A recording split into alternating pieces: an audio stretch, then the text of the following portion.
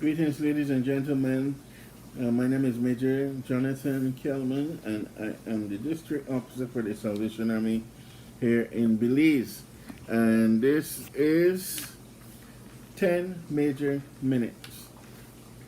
I am recording for the September 4th, 2020, but today is September 3rd.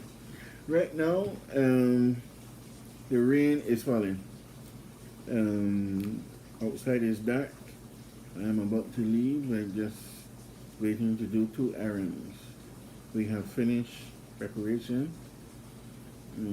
for the impending storm or hurricane Nana.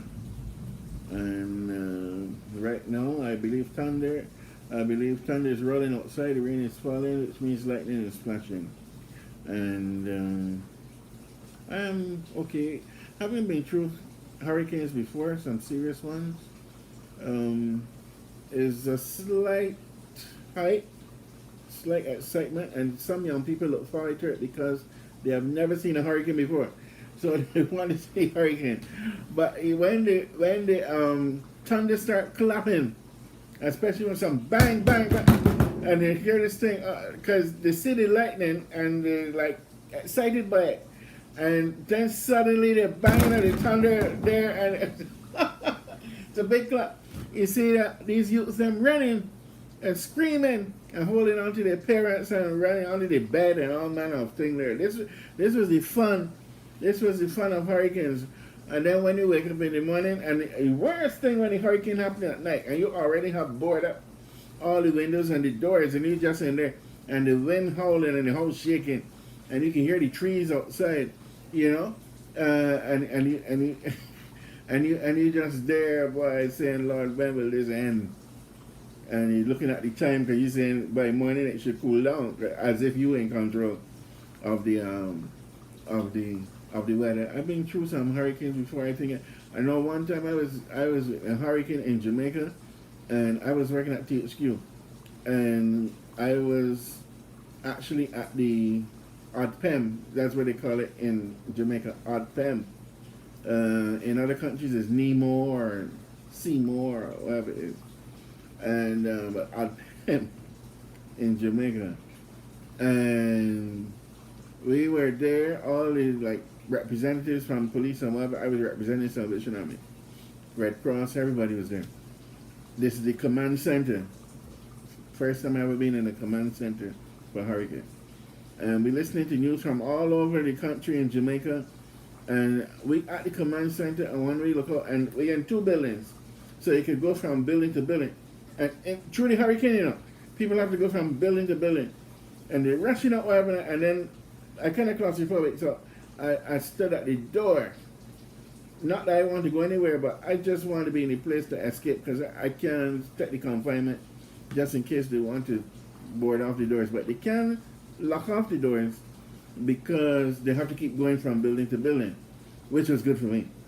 But man, the trees outside swinging and the doors swinging, the wind outside and things flying all about. And my wife was at home with our children. This is like 2007. Or it must have been 2007. And she at home and with the children, and my children are like really small. And I didn't know what's happening because I can't talk to her because the cell phone the service down. But the service not there to try to calm people eating food, you know, but not a lot. They actually bring it at certain times and box off, so you can. It's not like buffet. You can keep snacking, and I was so glad at the end. At the next day, you get a release. But I had to go back again. Oh my goodness! And then in the night, I get a release to go home. And I was driving, and as I was driving, the first time when I was driving, when I was getting there to my house, I could not get home because everywhere was blocked up. And as I was driving up Manus Hill Road, all of a sudden this big tree was there. I said, oh, it was like a horror movie. And then I turned back, go up Constant Spring Road, a whole other thing. I say, oh my goodness, I can't get home tonight. Till I had to find a way. Did I actually get home? I couldn't. No, I couldn't go home. And then I ended up going back almost by territorial headquarters. And when I got there, I said, okay, let me try again. And then I had a flat tire because so much debris was on the road. And then when I checked, I had 3 flat tires. Only 1 tire was good. 3 tires flat on Waterloo Road there, just in front from THQ. So now I was almost done. If you know, Jamaica is done almost by the Canadian High Commission. I had to push the car back up the road to THQ. Push the car in the night, and electricity off and pure darkness. And I pushed this car. Oh my God. I forget about that. I forget what that not excitement, you know, because I was scared in the middle of the night, and then I stood up outside THQ in the dark, hoping to get a ride home. Of course, nobody's stopping for me because who's stopping for a person they don't know in the middle of the night and darkness? And then after a while, some policemen passed by, squad, a pickup. And these guys carried me home because I still was in my uniform. Dropped me to the house, and I was glad to get in the early hours of the morning. You know, it was safe to be home. But I tell you, these hurricanes and the aftermath is not something I can smile now because it's over. You know, but I'm grateful to God for His protection. That's my grateful moment. Grateful to God for His protection. And this is why I would want to say that through all the troubles that may happen to us, we know that God is with us all the time. In the morning, when things are going good, and in the evening, when things are not so good, the dark periods of our life, our God is with us. So we must go forward boldly. And this scripture says in 2 Timothy 1 and verse 7, for the Spirit God gave us does not make us timid, but gives us power, love, and self-discipline. 1 Corinthians 16:13 says, be on your guard. Stand firm in the faith. Be courageous. Be strong.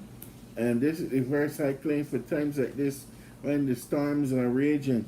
In Isaiah 40 and verse 29. He gives strength to the weary and increases the power of the weak. So our bite-sized boost for today is stand strong. Stand strong. Stand strong. Wherever it is in your life, stand strong. Once you know that you're doing the right thing, stand strong. In the end, you will have the victory, but you got to stand strong on your convictions. Well, but make sure it's something positive. Stand strong. So I want to leave you with some words from a song.